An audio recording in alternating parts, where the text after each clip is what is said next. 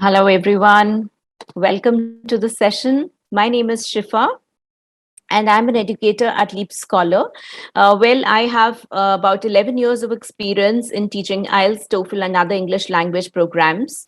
And I have taught thousands of students and prepared them for their IELTS test. And I'm very proud to say that many of my students, hordes of my students, have been able to score a band 8 and above. And in fact, lots of them have been able to score more than 7.5. So I feel so happy and satisfied that I've been able to contribute in their journey to success and help them to achieve their dream. And I hope that I will be helping you out a little bit in this session as well. So, welcome to the session. And a few more things that I would like to tell you. Well, I have a TEFL certification, and along with that, I'm certified by Cambridge for advanced skills in teaching IELTS, right? So, that's a little about myself, and we are all here to discuss the writing task two. Now, everybody out of task one and task two, which one is the more challenging and which one do you think is more important as far as your band is concerned? Tell me, everybody, very quickly that which one do you think is more important as far as your band is concerned and which one is challenging out of the two tasks for you? Certainly, task two is important. That's primarily because it carries double the amount of weightage than your task one. So it's really very important. And task one, you don't have to come up with your own ideas. We all know that we don't have to come up with our own ideas. Whatever we are able to see in the presentation or in the pictorial representation, we just have to write about that. But in task two, you have to generate your own ideas, you have to come up with your own thoughts and justify them. And this task carries double the amount of weightage than your task one. And therefore, this one is very critical as far as your band goes. Right. Yes, of course, there could be some people who find task one also a little difficult. But believe me, with the right kind of guidance and mentorship, that problem can be overcome very quickly. I always have this feeling that task one is very simple, but you have to be able to get the right kind of guidance to understand what to do right in your task one. But here we are to deal with task two today. In today's session, we are going to deal with task two, which is common for everybody, irrespective of whether you are an academic student or a general training student. Everybody has the same essay writing task, and this one is certainly challenging, I believe. It is difficult to come up with your own ideas. It's difficult to organize your thoughts and be able to get the right kind of words to pen down your thoughts, and additionally take care of your grammar and accuracy. Well, all these things have to be taken care of. There are so many of them, in fact, that need to be taken care of. So let's just get going about the with this session, right? Well, let's have a little quiz now, a very quick quiz, and give me the answers in the chat box very quickly so that we are all on the same page before we proceed ahead. Right, everybody ready for the quiz? Well, how long is the writing section? Very quickly tell me, how long is the writing section? Yes, it's 60 minutes. It's 1 hour for both the tasks. How many tasks are there to complete? Yes, there are 2 tasks, which you all told me. Very good. Great. And which task has more weightage? Very quickly. Yes, task 2 has more weightage, and it has double the amount of weightage than your task 1. So it's very important as far as your band is concerned. How much time should you spend on task 2? Ideally, how much time should you spend? Yes, very good. 40 minutes is what you must try to spend, because task 2 carries double the amount of weightage. So it makes sense to spend double the amount of time on this one. 20 minutes should be able to get away with get your task one out of the way, and the remaining 40 minutes should be spent on this one. How many assessment parameters are there for your writing, for grading the essays? Yes, four parameters. What are they? Well, what are the 4 parameters? Let's just revise them. Well, it is task achievement. It is, yes, of course, grammatical range and accuracy. It's the vocabulary and coherence and cohesion. Yes, very good. Great. So do all these parameters have equal weightage? Do all the parameters have equal weightage? Are they equally important? Yes, each one has 25% weightage, and therefore it is very important to pay attention to each one of them. Okay, great. Yes, 25% weightage. Okay, well, we all seem to be on the same page now, because we know that everybody is familiar with the basic structure of your writing section. So let's just move ahead.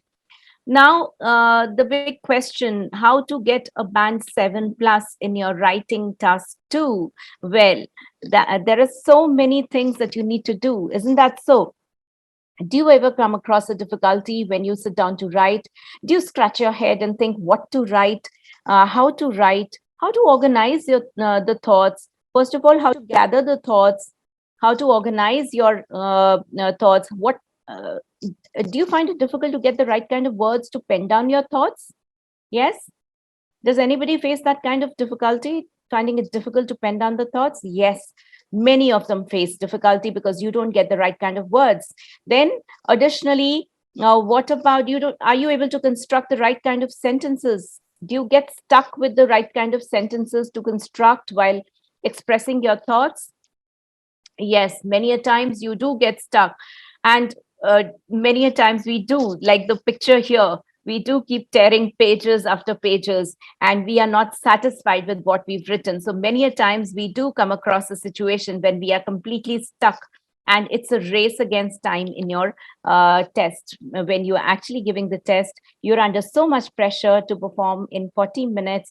You need to produce the ideas, you need to come up with thoughts, you need to pen them down, you need to make sure that all the parameters are kept exactly. Yes, one has a feeling of exactly this, what this picture shows. You are so harassed, you feel so harassed with loads and loads of papers torn here and there and thrown here and there, and you just can't decide what to write, how to write. And well, let's just move on, and let's have a look at this page which shows the various parameters. Now this page shows the various parameters. Now it's very important that to be able to do the right kind of things, we need to know what exactly is going on in the mind of the examiner while he's judging you on your writing tasks.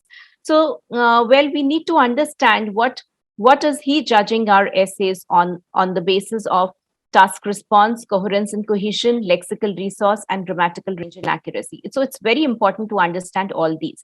Well, what does task response mean? Now, this page seems to be very complicated. So what I have done is I have just simplified this entire thing, and I'm going to just take out 7 pointers from here so that we have a quick look at that to understand what all things we need to do right in our essays. Task response is nothing but the fact that you need to fully address all the parts of the task, and not only make sure that you address them, but you also develop your ideas. Coherence and cohesion means you are able to manage your paragraphing very skillfully and present your ideas in a very organized, cohesive manner. Lexical resource is a fancy word for vocabulary, so it's nothing but using good words to express your thoughts. And grammatical range and accuracy is the grammar that you need to take care of. That means your tenses, your complex and compound structures, your active and passive, your punctuation, your prepositions. So all this needs to be your ability to write in indirect speech. All these need to be shown in your writing. Let's have a very quick look before we move on to the focus of today's session. So we are going to understand the bands, because unless and until we understand that, we will not be able to do the right things in our essay. So very quickly, a look at the 7 pointers that I have picked up from that page, which is very difficult to understand at times. Well, the examiner wants to see if you have presented a clear position throughout the response. That means that have you understood the question? And if you've understood the question, what do you think about it? So what is your opinion with regard to the question? So that should be very clearly expressed.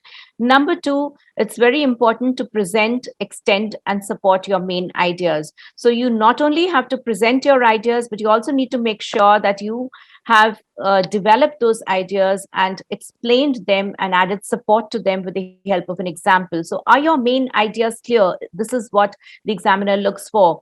Did you explain the main ideas, and along with that, did you support them with examples from your experience? So all these need to be kept in mind when you are writing. Additionally, logically organize information and ideas. So are you logically organizing your ideas? Is there anything jarring and out of place? Is your introduction effective? Are your body paragraphs effective enough? Is your conclusion clear?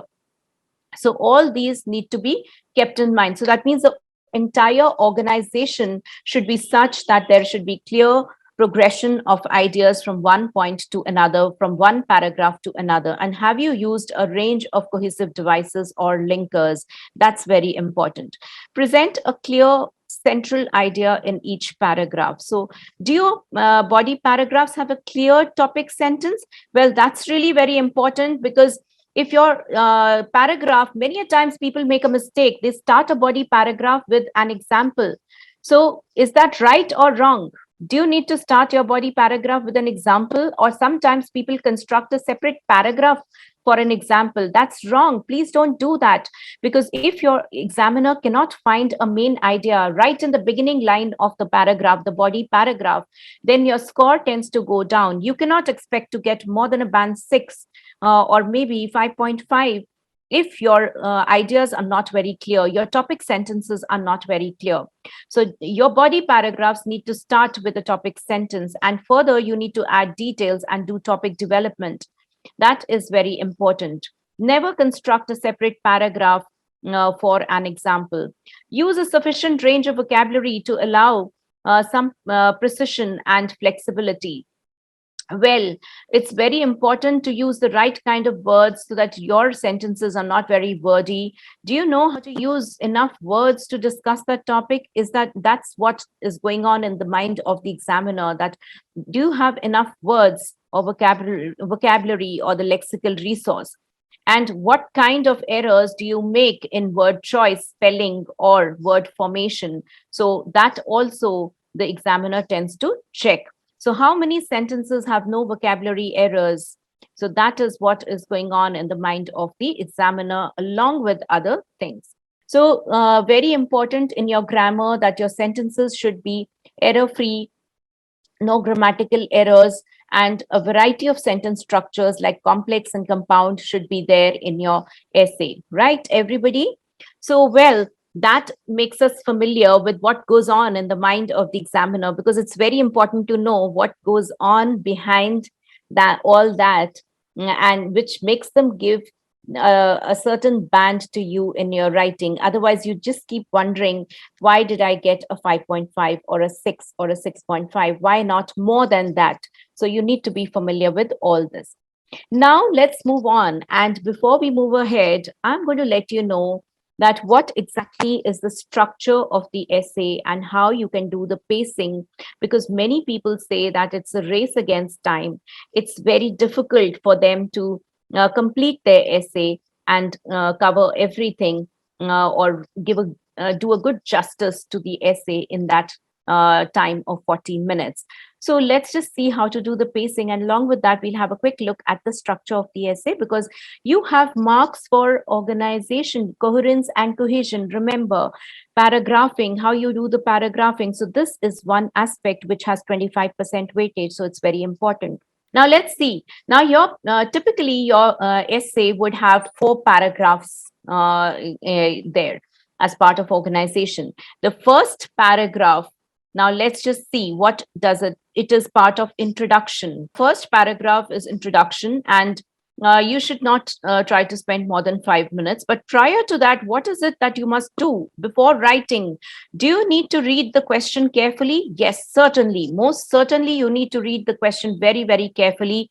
And after reading the question, you need to spend some time to brainstorm on that, and to gather your thoughts on the topic, to decide what position you're going to have with regard to the question. So it's very important to spend the first 5 minutes to just brainstorm on the topic, and then once that is done, to plan, organize, and brainstorm.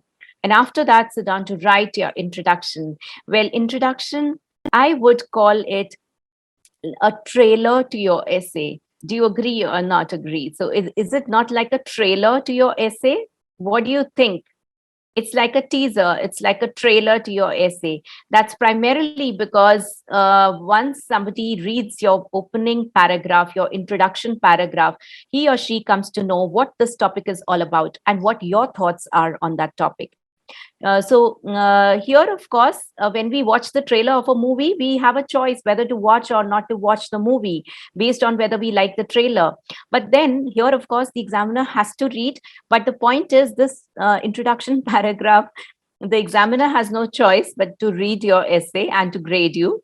However, this opening paragraph plays a very important role in telling the examiner whether you are clear with your thoughts or not and what the topic is. So, your opening paragraph should be so clear that people should be able to guess the wording of the question from your opening paragraph, and they should also be able to come to know that what is your position or opinion with regard to the question and what they are likely to read in the next few paragraphs. Okay, so that is why I always call it a teaser, a trailer to the essay, and it certainly plays a very important role in your essay. Though it may seem very easy, but I've seen loads and loads of people making numerous errors in their opening paragraph itself and not conforming to the structure of the opening paragraph. So let's see what should be there in the opening paragraph. Well, a general comment on the topic can be stated. That's optional. It will be a good way to start your essay, but it's not mandatory. Now, what is mandatory is your paraphrase of the question. So, paraphrase the question, write the question in your own words. Don't copy the words of the question. If you copy the words of the question, you will certainly be penalized for it. Okay, and those lines will be deducted from your overall word count. Okay, so now another thing is that the thesis statement, your position with regard to your question is mandatory. So these two are mandatory parts of your introduction. And this is outline of the ideas is preferable, though it is not mandatory. Okay, don't spend more than 5 minutes on your introduction because we have some important paragraphs to write. That is your body paragraphs, which are the heart and soul of your essay. And I always call them that, the heart and soul. That's primarily because all your argumentation comes here. The thesis is the position with regard to the question, your opinion. Okay, so that is thesis, and that is mandatory. Okay, so now what about the body paragraphs? Well, body paragraph, you should just try to spend about 10 minutes each. I would say roughly about 75 to 100 words for every body paragraph should be good enough. For your introduction, say about 50 words should be good enough. 45 to 50 words should be good enough for your introduction. 75 to 100 words for each one of your body paragraphs. Right. Now, stay tuned till the end because I have lots of exercises for you to do, lots of activities for you all to do with me to understand all this. Okay. Because I personally believe that until and unless you do it in the form of exercises, you will not be able to remember all this for a long time. So stay tuned till the end. I have loads of exercises there, and they're going to be very interesting ones, something that's going to really help you out with essay writing. Well, so topic sentence is something that must be there. As I said, your paragraph must start with a topic sentence, and that is your main idea. It should never start with an example because example is there to support. Elaborate the main idea and then quote an example from your experience, and lastly, just conclude the paragraph to round it off. Now, the next body paragraph will also have the same structure. Try to spend 10 minutes, 75 to 100 words there as well. Have a main idea in the beginning of the paragraph, explain it and discuss with an example and conclude the topic to round off. Conclusion. Well, conclusion is nothing new. There's nothing new in conclusion. Remember that there is nothing new to be written in conclusion. You're just going to summarize what you've written about and restate your thesis. This is mandatory part of your conclusion. Please remember restatement of your thesis. What the thesis that you have written here should be restated in the conclusion paragraph. Don't do a U-turn and write something different. Okay. All this should be in sync. All your entire past paragraph, all your essay, your complete essay should be in sync. Okay. And as part of the last line, you can just make a personal concluding remark of some kind, or a prediction or a recommendation, but don't write it in an elaborate manner, just in a line or so. That's it. And you are done with your essay. So that is the organization that you need to keep in mind. Everybody keep that in mind, because there are marks, 25% weightage for this organization. And the last 5 minutes you must save for your editing and proofreading, because that's really very important. You're likely to make a lot of errors when you're writing. So that's how your 40 minutes can be spread around. Try to do pacing like this when you're doing practice at home, because you need to make sure that you are comfortably able to complete your essay in 40 minutes. Okay. So, well, let's move on. But and let's look at the focus for today's session. Okay, so now what's our focus? Now, many people in the beginning said it's very difficult to start. It just you just don't get to understand how to start the essay and how to go about writing the essay. So, well, as I said, the introduction apparently seems to be the simplest of all. However, in the introduction itself, people make a lot of errors, and that if that trailer is not good, what happens to the rest of the movie? Well, people either, so that puts a good not a good impression, right? So your introduction is very, very important. The two things that we're going to focus on in this session is your introduction effective, and have you used a range of cohesive devices? Well, that's going to be our focus for today, because most certainly in 1 hour session I can't cover all aspects of the essay. We need to focus bit by bit, and I'm hoping that in the next session when I meet you, I probably will be able to cover the remaining part of the essay as well.